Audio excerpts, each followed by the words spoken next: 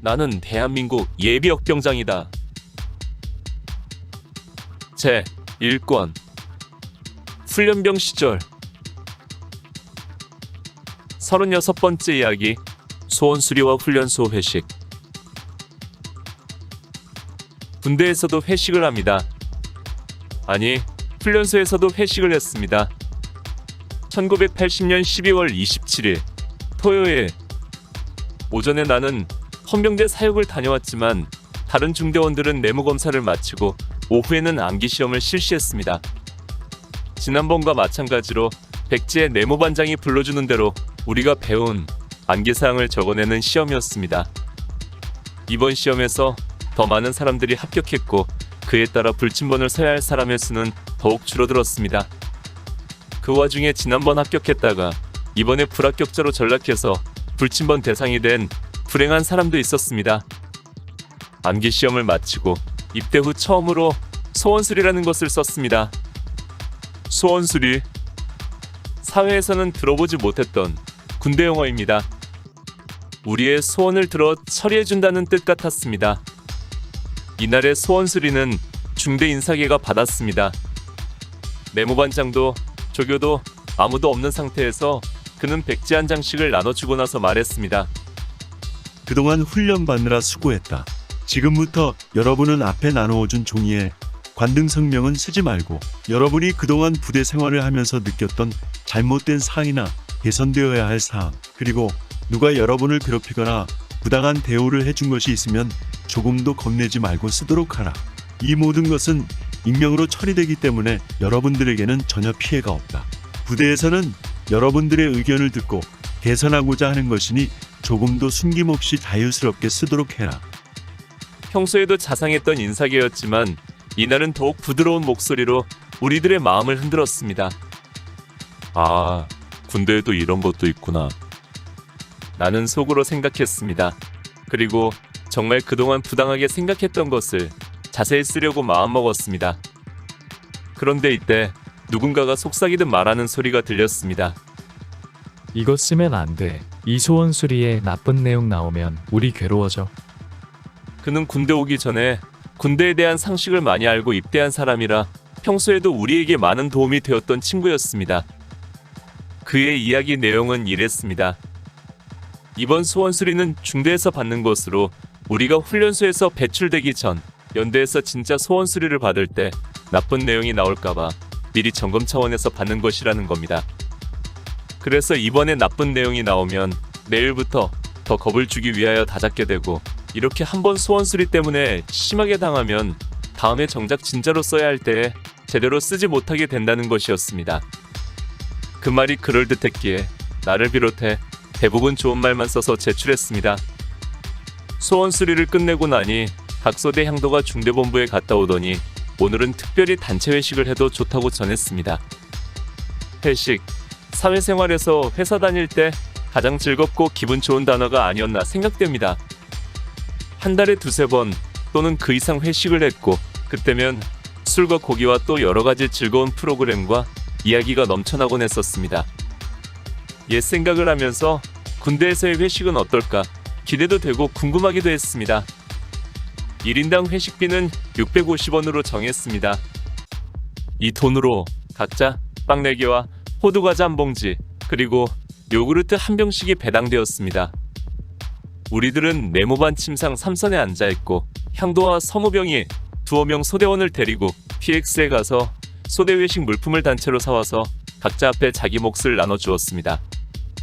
분배를 끝낸 향도가 회식을 선언했습니다. 회식 시작! 감사히 먹겠습니다.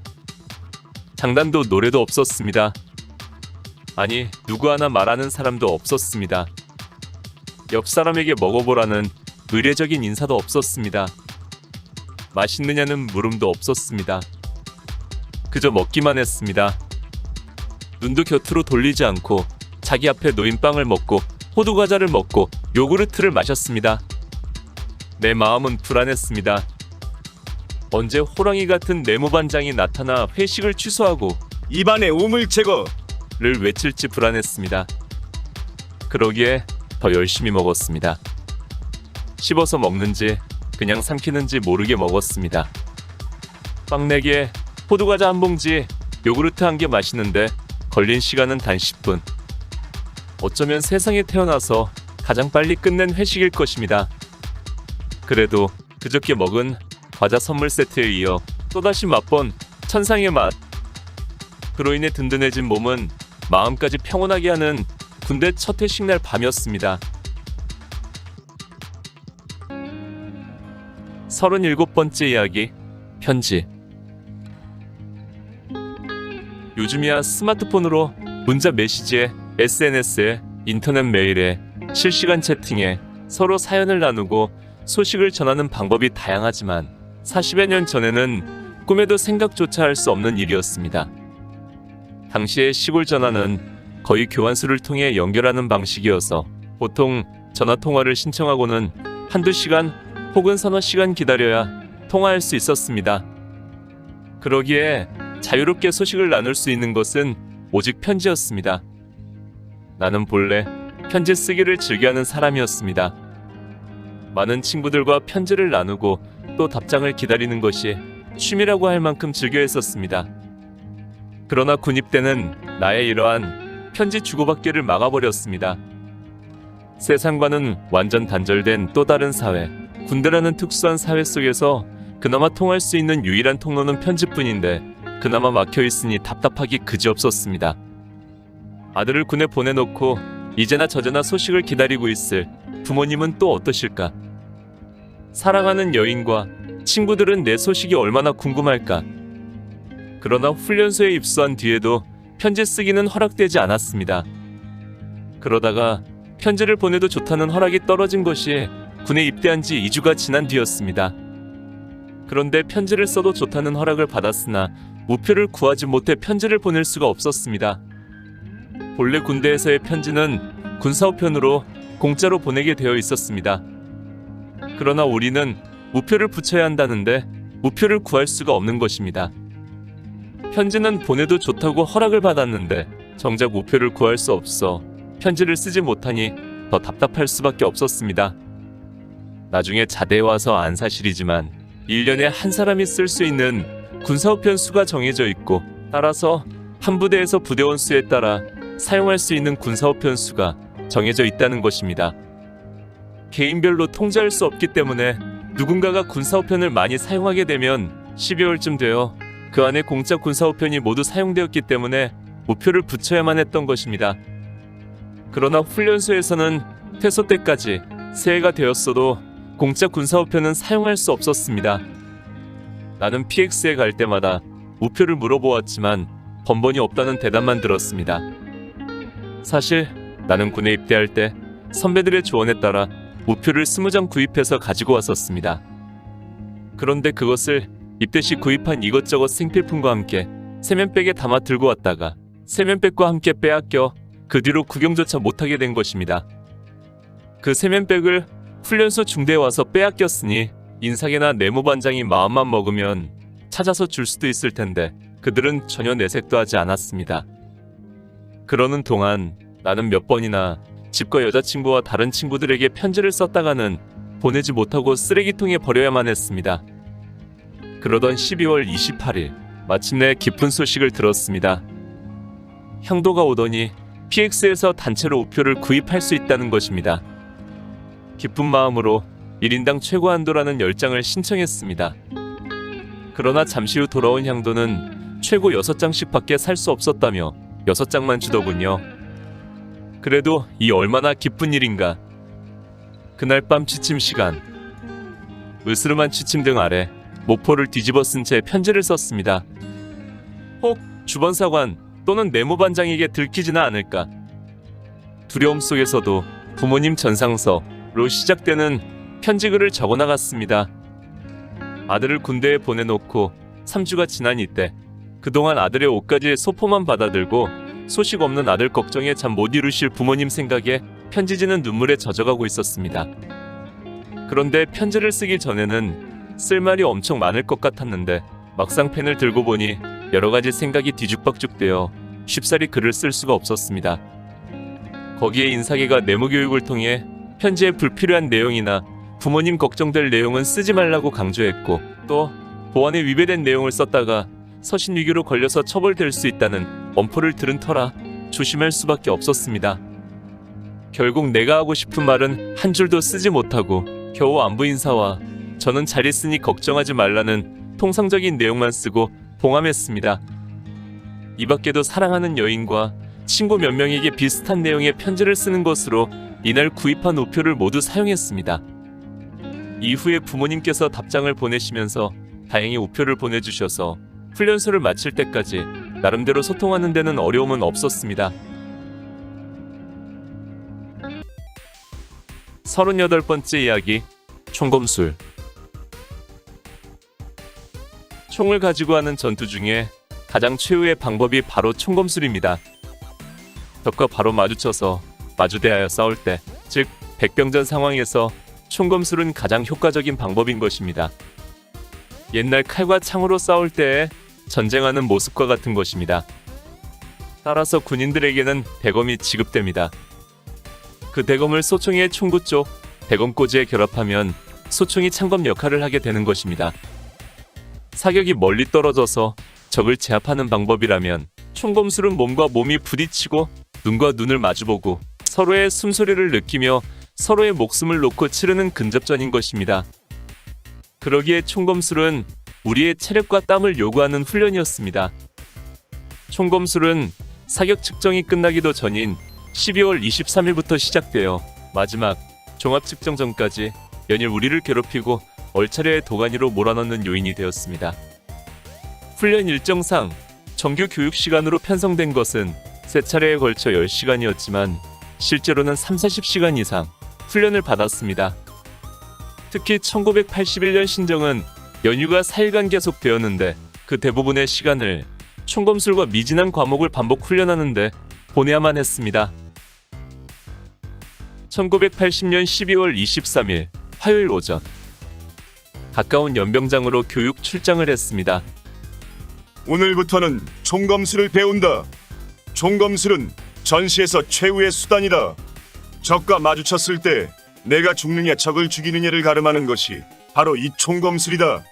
따라서 여러분은 이 총검술을 잘 연마해야 하며 언제 어떤 상황에서도 활용할 수 있도록 몸에 익혀 두어야 한다. 알았나?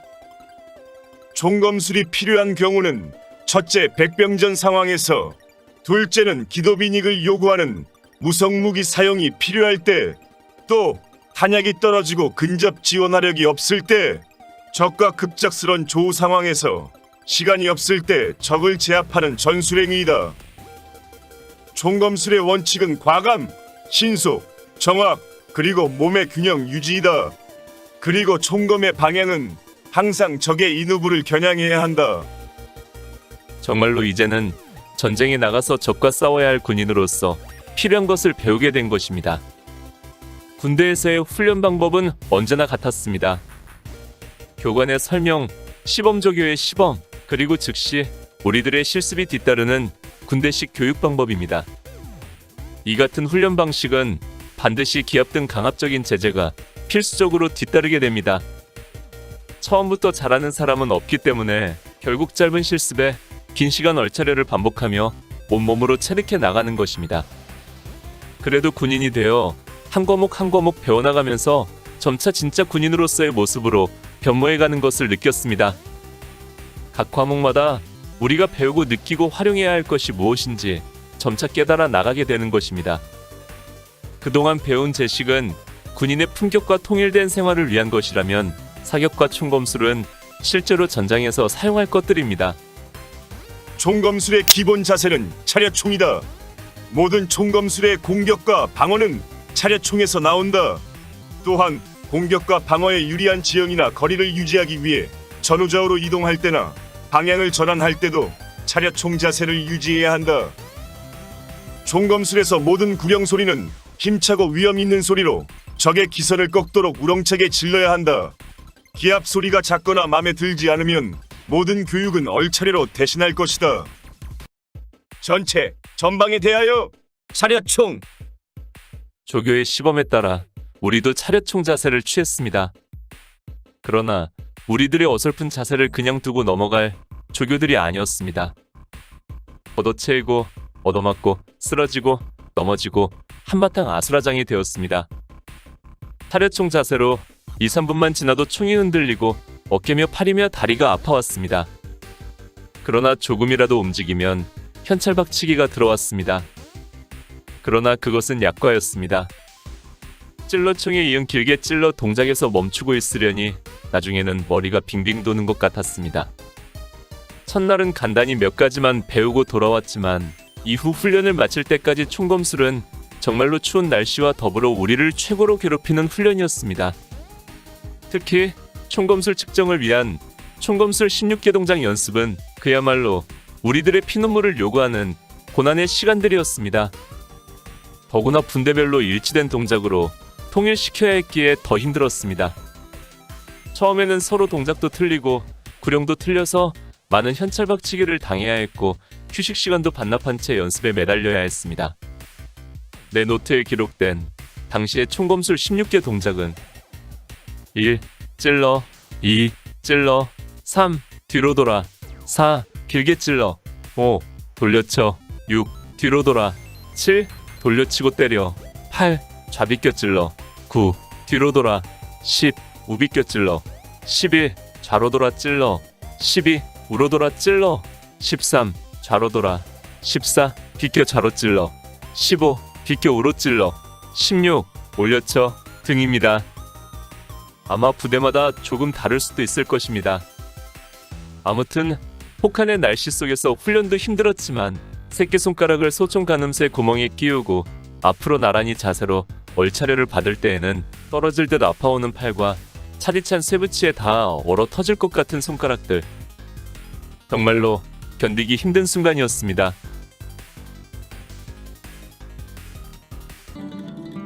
39번째 이야기, 식사당번. 논산훈련소에서 훈련병이 특혜를 받는 시기가 있으니 그것이 바로 식사당번 기간입니다. 사회에서라면 당번에 걸리면 대체로 싫어합니다.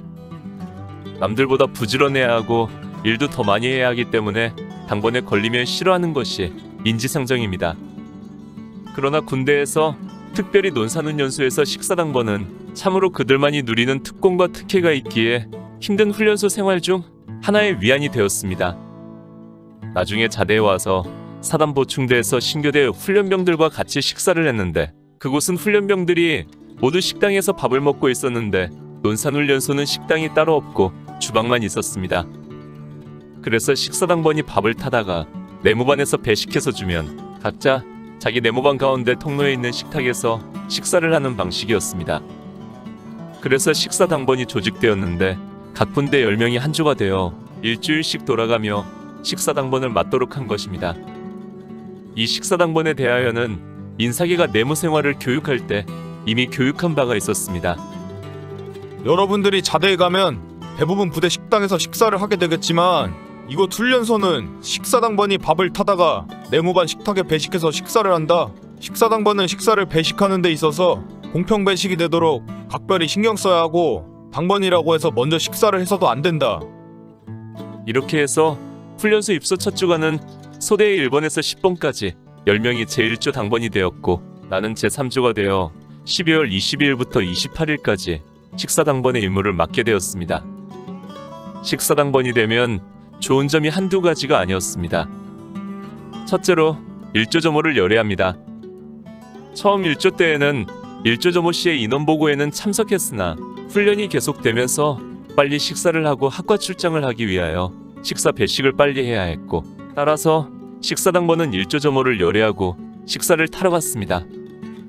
1조 점호를 열애한다는 것은 점호 후의 구보나 얼차려나 제설 작업 등도 모두 열애이기 때문에 엄청난 특혜였습니다.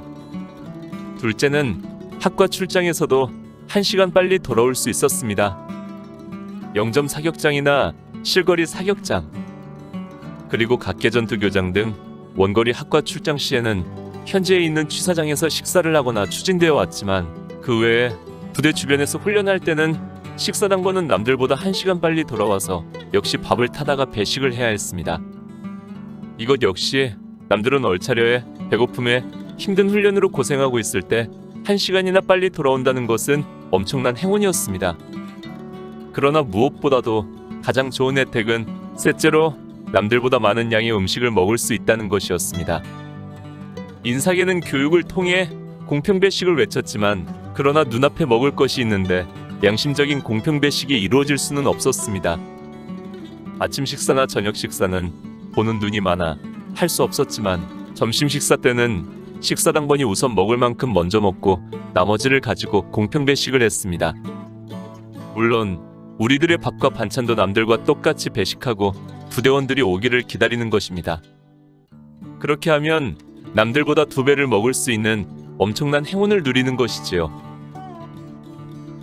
새벽 6시 기상나팔이 울리고 모두들 일조조모를 위해 집합할 때 우리 식사당번들도 복장을 갖춰 입고 각기 배당된 배식통을 가지고 중대 현관 앞에 집합합니다.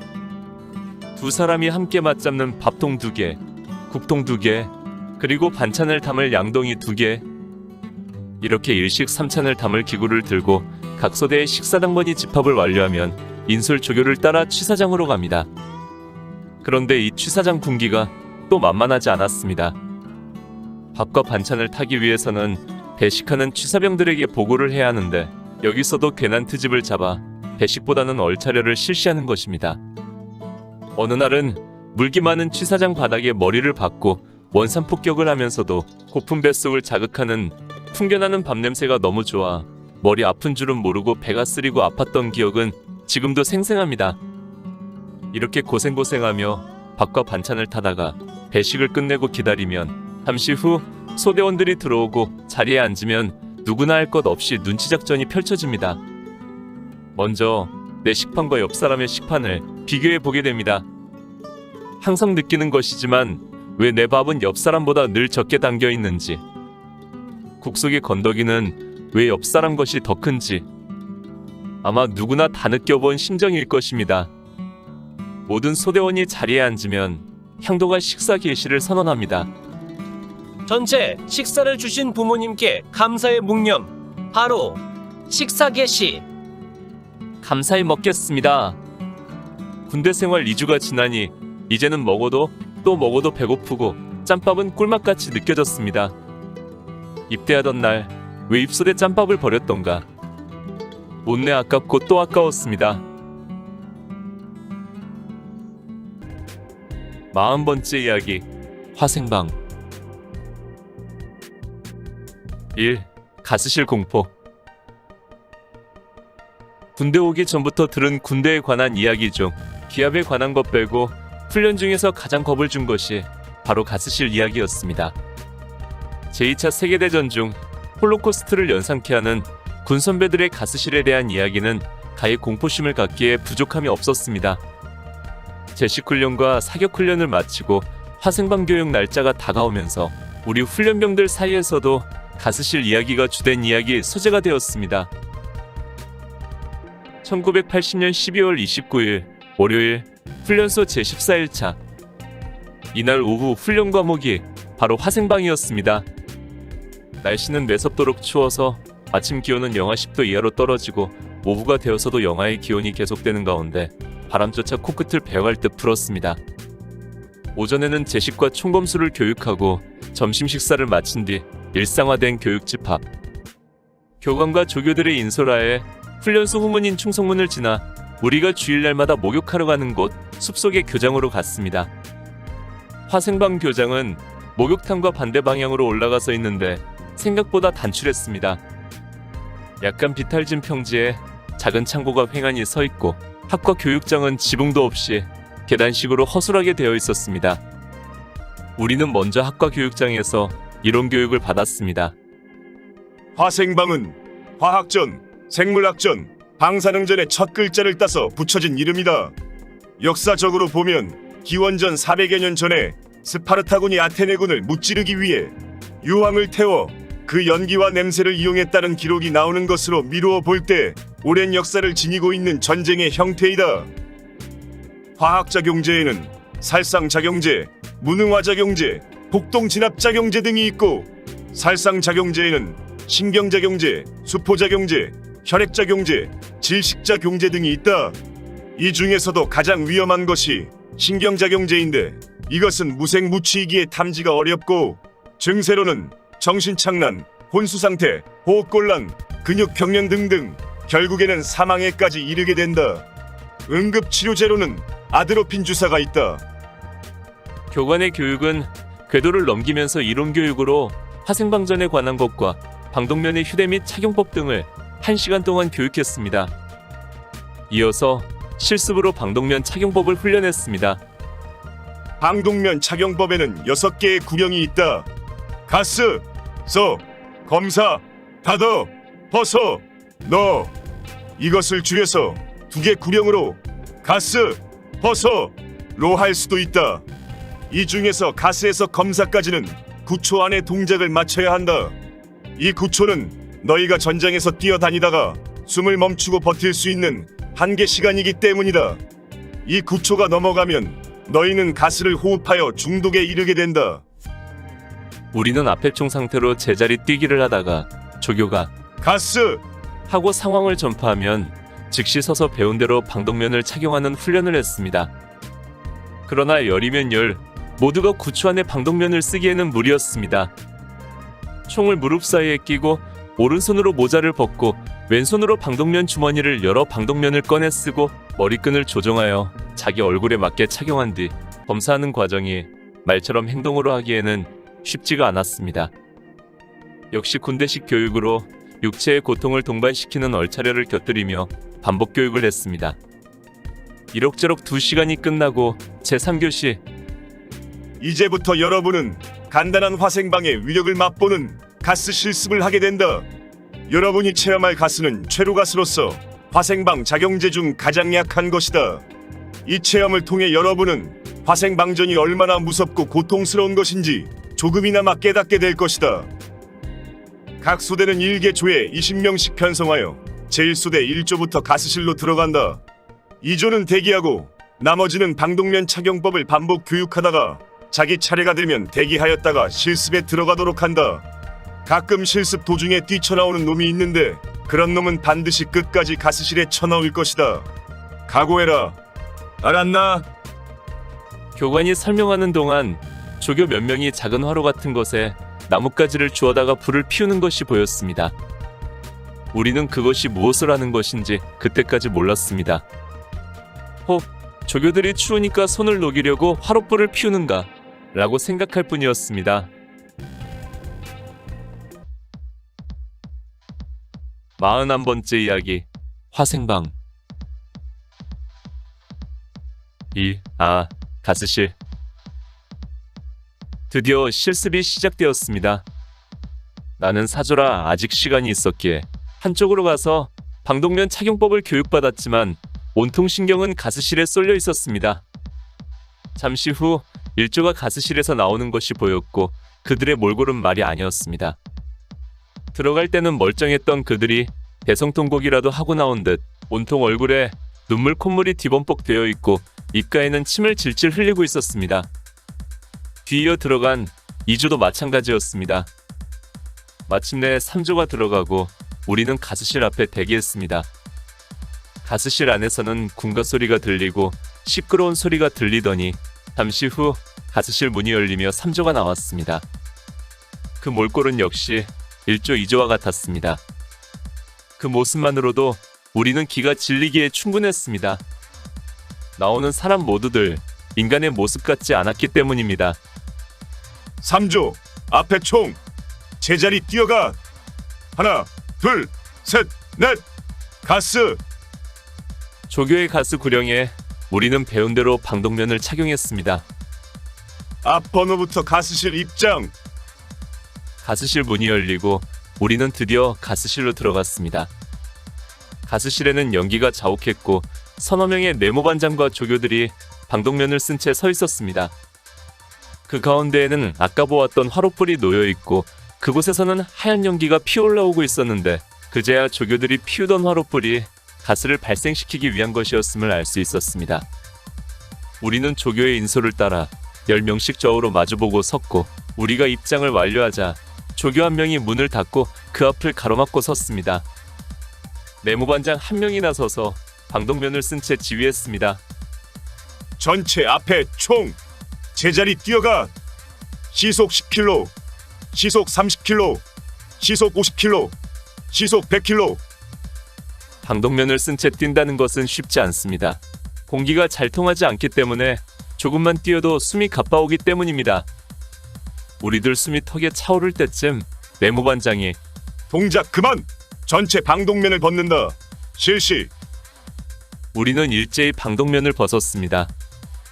순간 가쁘게 몰아쉬는 숨을 타고 코와 목구멍으로 들어오는 매캐하고 따갑고 찌르는 듯한 고통스러운 냄새. 눈은 따가워 뜨지 못하겠는데 벌써 눈물이 쏟아져 나오고 이어 코에서는 콧물이, 입에서 침이 흘렀습니다. 벌써 어떤 친구는 바닥에 주저앉고 어떤 친구는 문 앞으로 달려가다가 조교에게 걷어채였습니다. 전체 동작 그만. 지금부터 반동간에 군가한다. 군가는 어머님 말씀. 군가 시작. 고통 속의 군가가 제대로 될 수가 없었습니다. 모두들 콜록콜록 따가워서 꼭 감은 눈에서는 쉼없이 눈물이 흐르고 콧물은 밖으로 흐르다 못해 목구멍까지 타고 넘어갔습니다. 이게 군가라고 부르나. 전체 구령 조정 시작. 우리들은 악을 쓰듯 소리를 질렀지만 커진 목구멍을 타고 들어가는 가스 때문에 가슴까지 아파왔습니다. 다시 집총제식 16개 동작까지 하고서야 우리는 가스실에서 나올 수 있었습니다. 가스실에 들어간 지 겨우 10분여. 그 짧은 시간이 몇 날 며칠같이 길게 느껴졌습니다. 우리들의 몰골이야 내가 앞서 보았던 1, 2조와 다를 바 없겠지요. 지금부터 두 팔을 옆으로 벌리고 바람을 맞고 서 있는다. 따갑다고 눈을 비비거나 피부를 긁지 않도록 한다. 부는 바람에 자연적으로 증세가 호전되도록 한다. 알았나?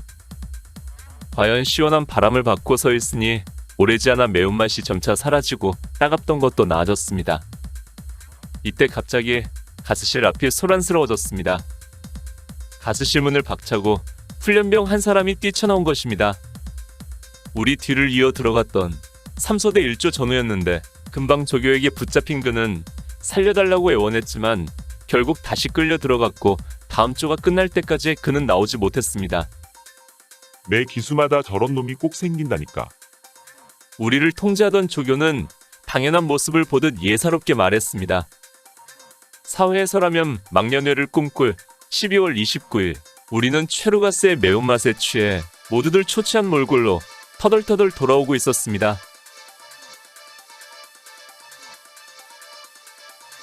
오늘 추억여행에 함께 해주셔서 감사합니다.